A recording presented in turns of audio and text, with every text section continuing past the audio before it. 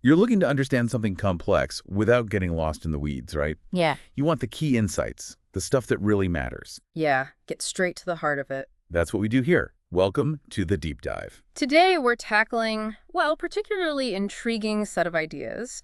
You sent us the Orgone Accumulator Handbook by James DeMeo. Right, the one with the foreword by Eva Reich. That's the one. Yeah. And an appendix looking at how well these devices supposedly work.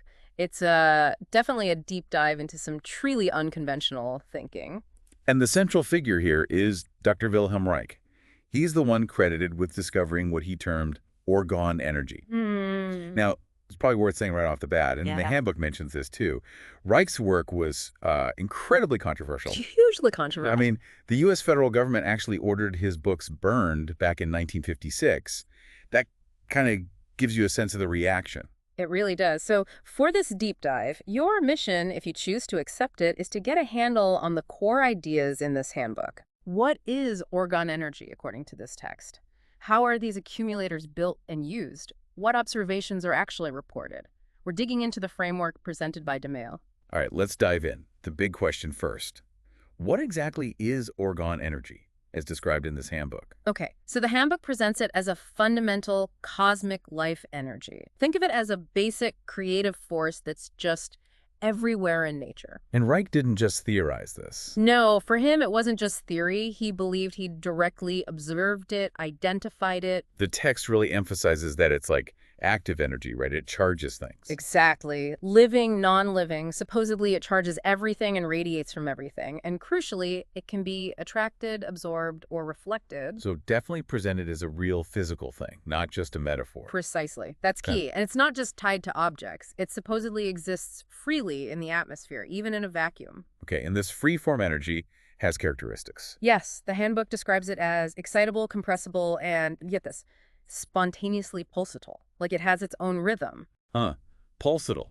That dynamic quality seems important. It mentions cyclical behavior, too. And that it's attracted to itself, which supposedly leads to these bluish streams or flows some people claim to see. And it's not just floating around randomly. The handbook connects it to the Earth's atmosphere. Directly. Suggests it influences air circulation, storm potentials, temperature, pressure, humidity, a whole range of atmospheric phenomena. Wow, okay. And it even links cosmic orgone functions to things happening on Earth and the sun. It's a very interconnected system in this view. Very broad.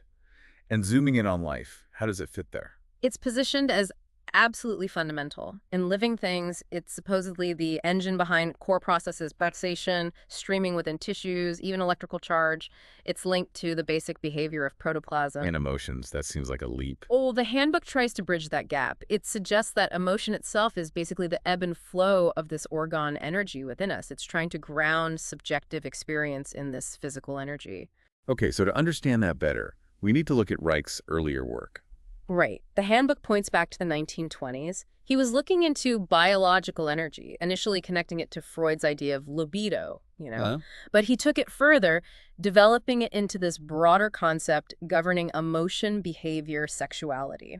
And he claimed to observe this energy flow in people. He did. He called them vegetative streamings, like actual currents of emotional energy felt in the body linked to relaxation and gratification. And the opposite of that, holding back. Yeah, the handbook talks about Reich's idea that suppressing these energy flows, holding back emotions, could manifest physically. He called it chronic neuromuscular armoring. Like physical tension from emotional blockage. Exactly, persistent tension. And he tried to measure this stuff. Measure it. How? Reportedly using sensitive millivolt meters, trying to quantify bioelectrical currents and see if they matched emotional states. Did he find anything? The handbook mentions observations of lower electrical charges in people with chronic psychological issues where things were held in. Interesting. And he didn't just study humans.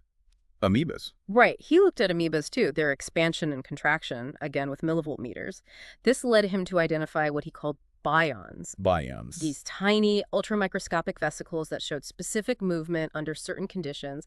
It was part of him building this idea of orgone as a fundamental life force, even at the micro level. Okay, so let's pivot slightly.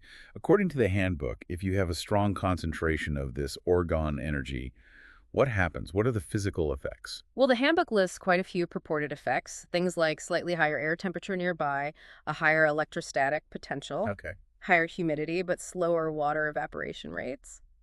Also, and this is interesting, it supposedly squelches ionization effects, like from a Geiger counter under certain conditions. Squelches radiation detection. Under specific circumstances, yes. And it's also said to impede and absorb electromagnetism, so quite a range of physical claims. And the biological effects. Yeah. On living things. Also quite extensive, according to the text, a general vagatonic effect. Meaning?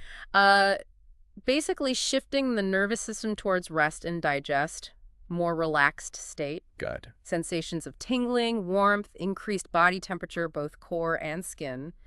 It's also said to moderate blood pressure and pulse rate, increased digestion, deepen breathing. So it's generally positive, mostly. It's presented that way.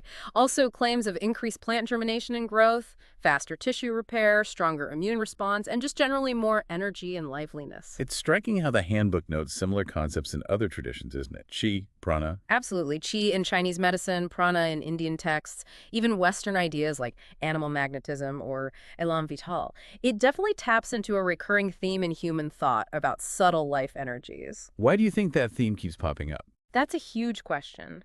Maybe it reflects a deep intuition about interconnectedness, or maybe it points to phenomena we don't fully grasp yet.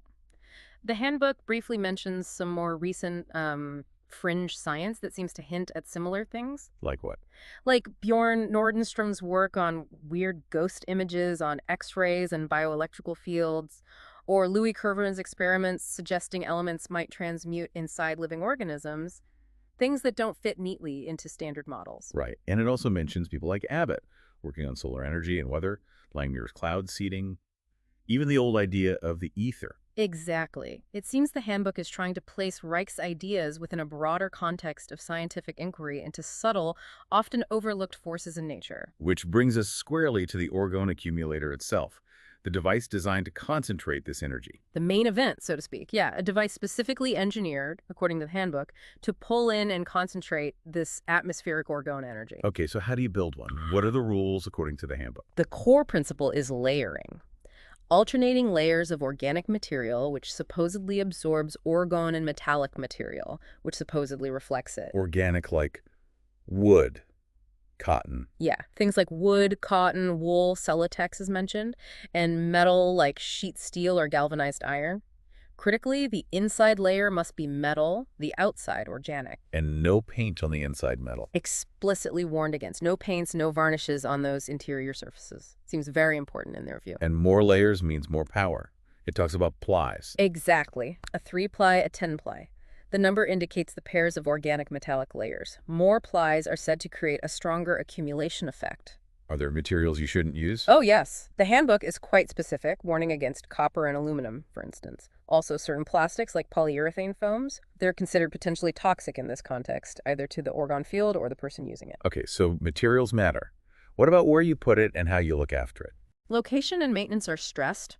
Needs fresh air, ideally. Keep it away from electrical devices, wiring, fluorescent lights, TVs, microwaves, basically anything generating strong electromagnetic fields. Keep it clean, too. Yes, cleanliness is mentioned. And a really specific warning.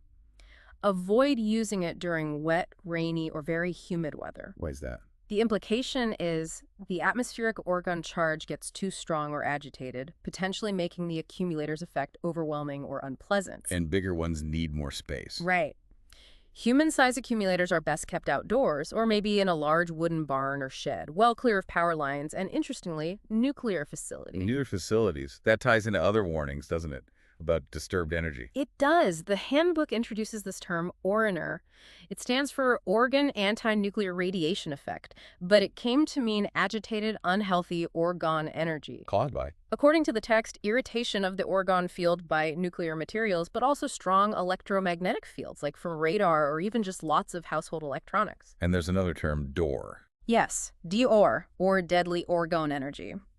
This is described as a stagnant, unhealthy state of orgone energy, often found in poorly ventilated spaces or near these orgone-irritating devices.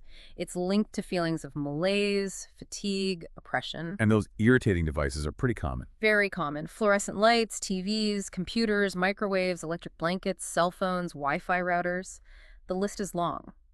Basically, modern tech. The handbook has a particular take on low-level radiation too, right? It does. It suggests that even low levels, the kind conventional instruments might not flag as dangerous, could have subtle energetic effects that disturb the orgone field, contributing to this Orner state. It describes Orner effects as potentially causing severe physical discomfort, overexcitement, then exhaustion. So how would you know if you're dealing with DOR or Orner, just a bad feeling? Pretty much. Feelings of disturbance, unease, stuffiness, maybe headaches or irritability in a building or near an accumulator. The advice is simple. Get rid of the irritating devices if possible, or avoid them, and ventilate. Fresh air seems key. And those draw buckets, what are they for? Yes. Simple devices. Metal containers, like buckets filled with water. The idea is that water strongly attracts orgone, so these buckets supposedly draw in and absorb stagnant or toxic DOR energy from the surrounding area, kind of like an energetic air freshener. Based on Reich thinking, water likes orgone. Exactly. His observation of water's affinity for orgone. Then there are bion waters and bion packs. What's their story? These are described as energetic preparations. Bion waters supposedly come from the breakdown of materials like sand or coal in water left in sunlight. Bion packs involved heating earth or sand, plunging it into water, then applying it as a poultice. They were thought to have energetic, possibly healing properties. But they stopped making the packs. Yes, the handbook notes that after the accumulator was developed, the Bion pack production was stopped, partly due to potential contamination issues, possibly related to Orner sensitivity. The handbook also shares some personal stories, doesn't it? Anecdotes. It does. Brief accounts from people who used accumulators for various issues. Ovarian cysts, spider bites, even tumors are mentioned. The outcomes reported are varied, sometimes positive. These are just stories, right? Yeah. Not proof. Absolutely. The handbook presents them as personal observations, first-hand experiences, explicitly not as controlled clinical evidence. It's important to keep that distinction clear. There are other weird observations, too, like seeing lights. Yeah, reports of seeing dancing dots of light or luminous phenomena, especially in darkened rooms or even the daytime sky when near or using accumulators, adds to the unusual nature of the whole thing. What about more measurable things? Plant growth. That's mentioned too. Experiments where seeds or seedlings were put inside accumulators. The claim is they showed increased germination rates, faster growth, higher yields compared to controls. Are these just anecdotes, too? Well, the handbook does reference some controlled studies, particularly by a researcher named Jutta Espanka in Germany, which reportedly showed significant effects on seeds. Okay. And other experiments. Electrostatic effects. Geiger counters. Yes, investigations into the accumulator's electrostatic field that reported ability to suppress Geiger-Miller tubes sometimes, and also effects on water evaporation rates, trying to find physical correlates for the orgone concentration. So, boiling it down, what are the key practical guidelines for safe use, according to this handbook? Okay, key takeaways. 1, use the right materials in construction. Avoid the listed toxic ones. 2, location, location, location. Keep it away from Orner sources. There's irritating devices. 3, ensure really good ventilation. Fresh air is paramount. And absolutely no electrical appliances inside or nearby. That's a huge emphasis. No radios, no heaters, no phones, nothing electrical in or near the accumulator while it's in use. Seems like a critical safety rule in their system. And caution for certain health conditions. Yes, the handbook advises caution for people with high blood pressure, heart conditions, brain tumors, arteriosclerosis, glaucoma, epilepsy, due to a risk of overcharge. They believe the energy could be too intense for some individuals. Which implies they thought it had real potent effects. Definitely. And for people wanting to build something, the handbook does include plans. What kind of plans? Various devices. A simple 2-ply orgone blanket, which sounds fairly easy to make. A 5-ply garden seed charger. Then bigger things. A 10-ply accumulator box, shooter funnels and wands for directing energy, and even a 3-ply human-sized accumulator box. So Options for experimentation if one were so inclined. Seems to be the idea. And finally, it does tackle a few common questions. Okay. Like, why isn't Orgone energy accepted by mainstream science? What's the legality of owning or using these things? And does sitting in one boost sexual potency? And the answer to that last one. According to the handbook, Reich himself did not support that claim. So that's a myth, even within this framework. Okay, so we've taken quite the journey through the Orgone Accumulator Handbook. It's definitely a unique perspective. Truly unique and certainly thought-provoking. It presents this whole alternative view of energy, life, the cosmos. And just to be clear, our exploration today was all based on the handbook itself. We're relaying the ideas presented in that text by DeMeo. Exactly. And it's impossible to ignore the controversial history surrounding Reich and the fact that these concepts just aren't part of mainstream scientific understanding. That's a crucial piece of context. For sure. But the handbook itself lays out a detailed system, its own logic, observations, and methods. If your curiosity is sparked, the book itself has tons of references, pointing towards more works by DeMeo and Reich. It's all there if you want to dig deeper into their specific viewpoint. Which leads us to a final thought for you to consider. This persistent human interest in subtle energies, in unconventional healing. It makes you wonder, doesn't it? It really does. What potentially interesting avenues might get overlooked or dismissed too quickly by conventional science just because they don't fit the current mold? And what questions about energy, consciousness, and life itself remain wide open for future exploration, even if they seem, well, unconventional today?